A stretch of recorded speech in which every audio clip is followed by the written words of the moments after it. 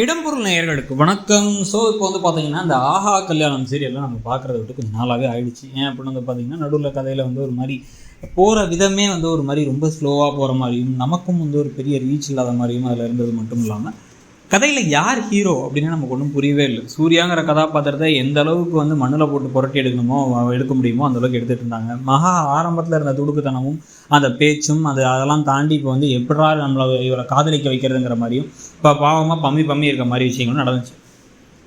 இதில் கூடவே பார்த்திங்கன்னா ஐஸ்வர்யா மாற்றுறதுக்கு அத்தனை ஏதுவான வழிகள் இருந்தும் அது நடக்கவே இல்லை. இப்போ கடைசியில் பார்த்திங்கன்னா இப்போ ஐஸ்வர்யாவுக்கு வளகாப்பு வரைக்கும் போயிடுச்சுங்கிறத கேள்விப்பட்ட போதே நம்ம கொஞ்சம் ஷாக்கிங்காக இருந்துச்சு. எப்படிங்க இத்தனை நாள் ஒரு விஷயத்தை அப்படியே மெயின்டைன் பண்ணி கொண்டு போயிட்டு இருக்க முடியும்ட்டு. இதில் மகாவை பார்த்தோம்னா நம்ம கோபமாக வர ஆரம்பிச்சிச்சு. இப்போ உங்களுக்கு சூர்யாவை பிடிச்சிருக்கு, இந்த குடும்பத்தில் நல்ல பேர் வாங்கணும்னு நினைக்கிறீங்க, நீங்கள் ரொம்ப நல்லவங்க வேற வல்லவங்க வேற, உங்கள் குடும்பத்தில் இருந்து யார்கிட்டையுமே உங்கள் அக்கா பண்ணுறது தப்பு பொய் அப்படிங்கிற விஷயத்த அட்லீஸ்ட் உங்கள் அம்மா அப்பாட்டையாவது சொல்லலாம். இல்லை பார்த்தீங்க அப்படின்னா கணவர்கிட்ட ஒரு வேறு வழி இல்லாமல் சொல்லிடலாம், எதையும் பண்ணல. இன்றைக்கி எபிசோடில் கூட பார்த்தீங்க அப்படின்னா சித்ராதேவி ஒரு அபாண்டமாக ஒரு பழியை தூக்கி நான் தான் கோயிலுக்கு போய் இவ்வளோ குங்குமம் வாங்கிட்டு சொன்னேன், வாங்கிட்டு வராமட்டான்னு வேணுனே போய் சொல்லும் போது கூட கரெக்டாக அதை கண்டுபிடிச்சி சூர்யா என்ன சொல்கிறார் அப்படின்னா மகா பொய் சொல்ல மாட்டா, மகா என்றைக்குமே பொய் சொல்ல மாட்டா அப்படின்னாரு.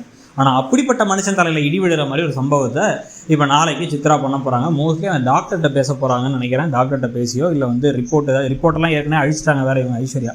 அதை தாண்டி ஹாஸ்பிட்டலில் போய் பார்த்து ஏதோ ஒன்று பண்ணி கண்டுபிடிச்சி மிரட்டி உருட்டி உண்மையை தெரிஞ்சுக்க போகிறாங்க ஐஸ்வர்யா ப்ரெக்னெண்ட்டாக இல்லை அப்படின்ட்டு.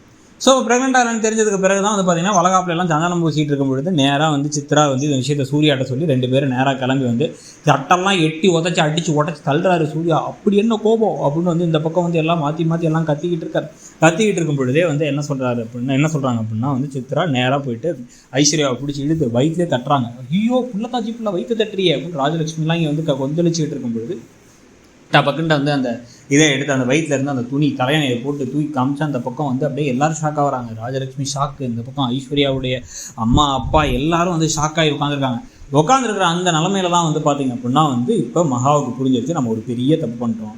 நம்ம நேற்றே நினச்சோம் சொல்லிடலாம், காலையிலே நினச்சோம் சொல்லிடலாம் உண்மையன்ட்டு சொல்லாம விட்டோம். இவ்வளோ பெரிய பொய்யா அக்காவோட வாழ்க்கைன்னு சொல்லிட்டு எல்லார் தலையிலையும் இந்த மஞ்சள் தேய்ச்சி விட்டதுக்கு இப்போ நல்லா சம்பவம் நடந்துச்சுன்ட்டு இப்போ இவ எல்லாமே பொய் சொல்லியிருக்கா, இவள் ப்ரெக்னெண்ட்டே கிடையாது, நம்ம எல்லாத்தையும் லூஸ் ஆக்கியிருக்கா அப்படிங்கிறத சொன்னதுக்கு பிறகு இப்போ தெளிவாக கேட்குற ஒரு கேள்வி ஒன்று தான். சூர்யா என்ன கேட்குறாருன்னா, உன் அக்கா பொய் சொன்னா, அவள் ப்ரெக்னெண்ட்டாக இல்லை, இங்கே எல்லாத்தையும் ஏமாத்தினாங்கிற விஷயம் உனக்கு தெரியுமா தெரியாது, அதை மட்டும் சொல்லு அப்படின்னு மகாவை பார்த்து கேட்டால் மகாவுக்கு அழுக தான் வருது. ஏன்னா நம்ம மாட்டிக்கிட்டோம்னு தெரியும். ஸோ இப்போ இந்த பக்கம் பார்த்தீங்கன்னா கூடிய சீக்கிரத்தில் 2 பேர்த்தையும் நீயும் கிளம்பு, உங்கள் அக்காவையும் கூட்டு கிளம்பு, இப்படி ஒரு பொய்கார ஃப்ராடுத்தனமான குடும்பத்தை நாங்கள் பார்த்தது இல்லைன்னு அவங்க கோவப்படலை நியாயம் இருக்குதானே. ஐஸ்வர்யா இவ்வளோ பெரிய பொய் சொன்னாங்க அப்படின்னா அந்த பொய்யை ஒரு கட்டத்துக்கு வரைக்கும் ஓகே, அதுக்கு மேலே அவங்க சொல்லவே இல்லைன்னா இவங்க சொல்லியிருக்கணும். வளகாப்பு வரைக்கும் கொண்டு போய் விட்டதெல்லாம் பெரிய தப்பு மகா பேர்லேயும் இருக்குது. ஸோ 2 பேரையும் வீட்டை விட்டு துரத்த போகிறாங்கிறத பற்றியும் உங்களுடைய இந்த பக்கம் சூர்யாவுக்கும் மகாவுக்கும் இல்லை இப்போ தான் ஒரு நெருக்கம் வந்துச்சு, அந்த நெருக்கமும் உடைய போகுதுங்கிறத பற்றியும் உங்கள் கருத்து என்னங்கிறத சொல்லுங்கள். இடம்பொருள் நேயர்களுக்கு வணக்கம். ஸோ இப்போ பார்த்தீங்கன்னா இந்த ஆஹா